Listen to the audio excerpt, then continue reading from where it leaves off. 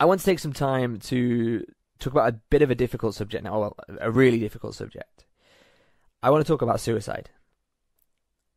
Last week was Suicide Prevention Week, and we saw like a flurry of posts to social media that range from calls to check in on your friends and family, calls to people that are maybe feeling down to reach out for help, as well as truly heartfelt messages reminding us of how valuable but how delicate our lives are. If not to us, then at least to the people around us. One of the things that shocked me during Suicide Prevention Week was the level of awareness that people intended to bring to the public conversation, particularly on social media. I found this shocking because there were all kinds of awful statistics that were bandied around, talking about the numbers of suicides or attempted suicides per year. And just to talk about the numbers, like the sheer numbers, it's shocking because of the number. But I don't think this is the best way of drawing attention to such a serious issue, just by saying how bad it is, you know? One of the reasons that I was shocked is maybe not the right word. I kind of questioned what was going on. Was because I happened to be reading Malcolm Gladwell's book Tipping Point, which is about epidemics and trends. The book covers the rise of hush puppy shoes, crime in New York, and how Sesame Street helps kids learn their ABCs. The book's fascinating, and I'd really recommend it. But one of those case studies in the book was about teen suicide epidemic in Micronesian islands. Bear with me, I know this is a pretty heavy topic, but it's something we need to talk about, and it's something in terms of epidemics and things that in terms of this book, it's interested me. Not because it's suicide, just because of the nature of it. The book explains that suicide became a social epidemic in these Micronesian islands, much like fashion trends do. He tells the story of Seema, a teenager who one day has an argument with his father and finally hangs himself. At the time, suicide was almost unheard of in Micronesia, but within the intervening 4 decades, suicide has become hugely common in Micronesia, roughly 8 times the suicide rate of the United States. The prevalence of suicide in Micronesia is particularly unusual because almost all of the suicide cases are a similar age group, a similar demographic, if you like, teenage boys, who experience arguments with their families or lovers. It's due to a domestic issue. Now, Gladwell explains that there was a particularly high-profile case of a scorned lover, a teenage boy who killed himself. And this single but highly talked about incident inspired a series of, I don't want to say copycat suicides, but basically that. Like, more teenage boys killed themselves on South Pacific Islands. This phenomenon was recognized with, the same sort of phenomenon has been recognized with celebrity suicides. For example, when Marilyn Monroe killed herself, the national suicide rate apparently increased by 12% in the United States.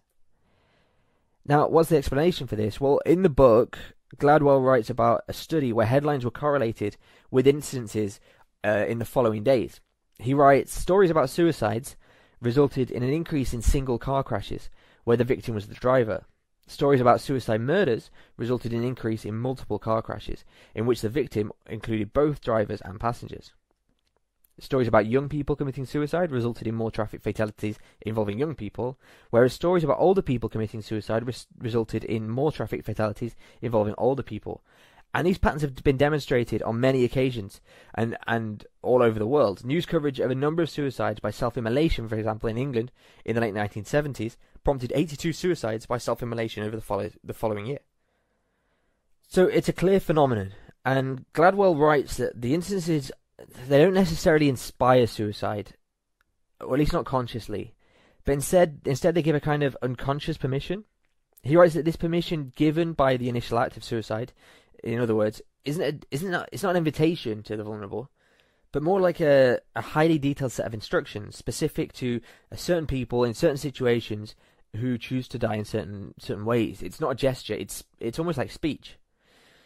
I decided to dig a bit deeper into this to see if it were true of perhaps maybe the highest profile suicides in recent history. For example, the tragic passing of beloved Hollywood actor Robin Williams. A quick Google search and the headlines couldn't be clearer. A Times headline reads, "Suicide spiked after Robin Williams' death, study says." Psychology Today published a report titled, "Robin Williams, Death and Subsequent Suicide Contagion." The statistics are astounding.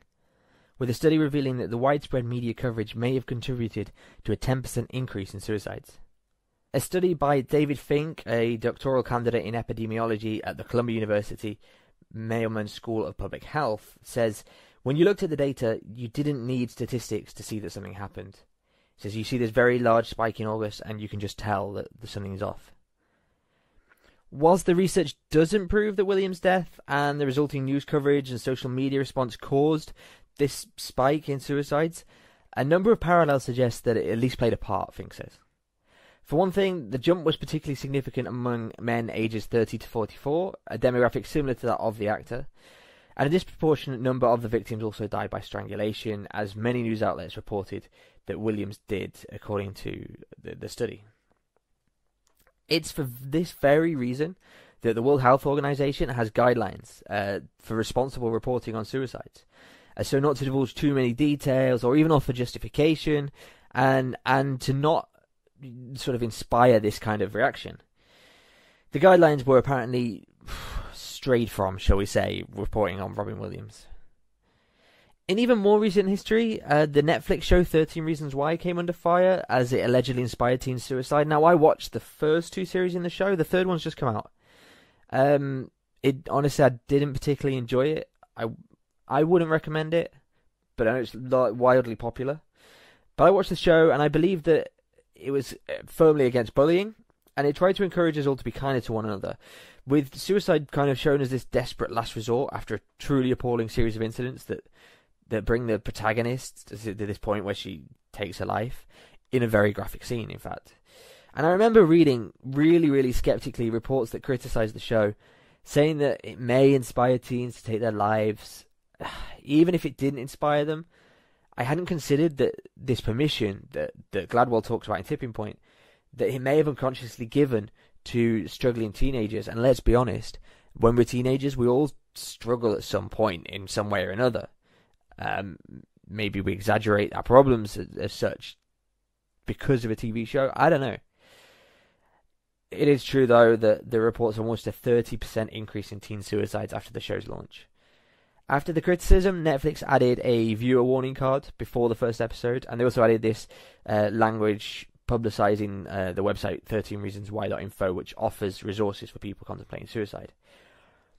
With this in mind, I had to return to my surprising finding that in order to prevent suicide, a large number of media outlets and social media users were talking about the number of people committing suicide, which in my opinion risks giving this unconscious permission. Like, it's almost kind of peer pressure by association. Like, look how many people are doing it.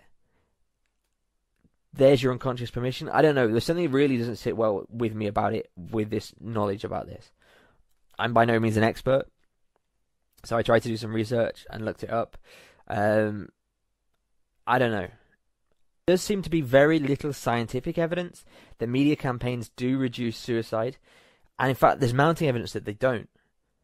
The largest and most sound review of the issue was Suicide Prevention Strategies, a systematic review published in the Journal of American Medical Association. The authors found that despite the popularity as a public health intervention, the effectiveness of public awareness and education campaigns in reducing suicide behaviour has not been systematically evaluated. That's to say that no one's really doing any great research into whether these campaigns work or not. Another study in 2009 in the Psychiatric Services Journal looked at 200 publications between 1987 and 2007 describing depression and suicide awareness programs targeted at the public, and found the programs contributed to modest improvement in public knowledge and of attitudes towards depression and suicide, but there was no evidence that the campaigns actually helped increase care seeking or decrease suicidal behaviour. A similar study in 2010 in the journal Crisis actually found that billboard advertisements, you know, the big by the road signs, these billboard advertisements had negative effects on adolescents, making them less likely to go and find help or to get behind help-seeking strategies. In fact, I believe that such efforts should be focused on raising awareness of mental health issues and what little support with mental health issues people are getting, and also encouraging more conversation around mental health, trying to remove the stigma from it so that more people go out and get support in it. And this is really the angle we need to go in, is this kind of in my opinion, and based on what little research admittedly I've done, that we need to be talking about the issues surrounding suicide, the mental health, so that people go and get the help they need, not because they're feeling suicidal, but because they're perhaps at risk of a mental health issue. A Canadian newspaper published a story saying that very recently, in fact in the last week, that 28% of men believe they could lose their job if they discuss mental health at work. Whilst research in the UK suggests that over half of employees who took a day off because of their mental health faked a physical illness to explain their absence because they were afraid of being judged, demoted or sacked. And I think this is exactly it. This is the problem, that there's an attitude towards mental health, or at least a perceived attitude. That's to say that people think that if they talk about mental health, they will be judged. Maybe it's not the case, I don't know, but I think we need to make this mental health conversation a more normal thing, so that people can speak openly if and when they are struggling. Another damning report by The Independent claims that patients had to wait up to 8 weeks before seeing a doctor. 8 weeks! By that time, who knows what could have happened? Imagine someone suffering from mental health. They've faked a physical illness because they're afraid of talking about it with their work colleagues or their boss. They've gone to seek help, and they're made to wait 8 weeks before there's an intervention that could help them. In my opinion, it's not good enough. This is the problem. The problem isn't talking about the number of suicides per year. The problem is talking about the help that people need, or the lack of it. In addition, I think we need to build societies that are generally more caring and forgiving. I'm really worried that we're at a point where we're heading towards a system that's not working, where capitalism has made more and more people desperate, and they're living on the streets, they're relying on food banks, and in the meantime, they're watching the 1% grow richer. So the poorest people are really suffering in a time that there doesn't need to be that much suffering, because it's just about wealth distribution, or the poor amount of wealth distribution. In parallel, whilst people are being disheartened in this way, safety nets such as the welfare state, national health services and social housing, they're declining, they're being pulled out from people and under people's feet, or they're just being made more and more difficult to get access to. Whilst all of this has a series of terrible social and economic impacts, it also means that somebody's bad decisions or bad fortunes can have a real significant or dire consequences. Someone living maybe paycheck to paycheck, for example, paying rent and supporting his or her family. Not that it's particularly easy to support a family on a single paycheck these days, according to several studies. Imagine this person suddenly falls ill or loses his or her job for whatever reason, maybe through no fault of their own. They find themselves suddenly in a very, very serious situation, a very negative situation, with access to welfare becoming harder and harder to get. Is it surprising that people would be looking for an easy way out here? This is what we should be focusing on, in my opinion, when we talk about suicide prevention. Not the terrible number of people who have sadly taken their own lives, but fixing the system, the healthcare system, the social or economic system, to support these people that are living now, and trying to give those people that are living now more options, give them access to the help they need, remove the stigma of people seeking that help they need. Because maybe it's not professional help always. Maybe it's just the ability to say to a friend or family member, look, hey, I'm not doing okay here. Do you know? If that stigma's there, people aren't going to do that. I don't want to criticize suicide prevention campaigns too harshly. Their heart's definitely in the right place. Their intentions are good. But with the small amount of evidence of the impact of these campaigns, and the fact that they could risk making things complicated, we need to look at this as we're in it together. We need to care for each other more. We need to support each other. And for goodness sake, let's talk about the injustices in the world rather than the tragic symptoms of the problem. It's a heavy subject to talk about, I know. But talking about these things, they're the only ways we're going to fix it. As Arkela says in his book Natives, that I'm currently reading, again another book, and I recommend it, he talks about dealing with racism. And he says that we need to talk about difficult issues, be it racism, suicide, mental health, Brexit. I think if we're to tackle the big issues that we do face in society, we need to talk about all of them. Arkela says, And he's very eloquent and he speaks wonderfully, and I'm never going to do his words justice, but I'm going to try. He says, "There would have been no political, moral, technological, medical, material, or mental progress ever in the fragile history of our species if people hadn't decided to confront difficult problems with dialogue and then action." Maybe in this suicide prevention awareness, maybe we're at the dialogue point rather than the action point. But we need to really make sure that dialogue is focused in the right way so that the correct action can be taken.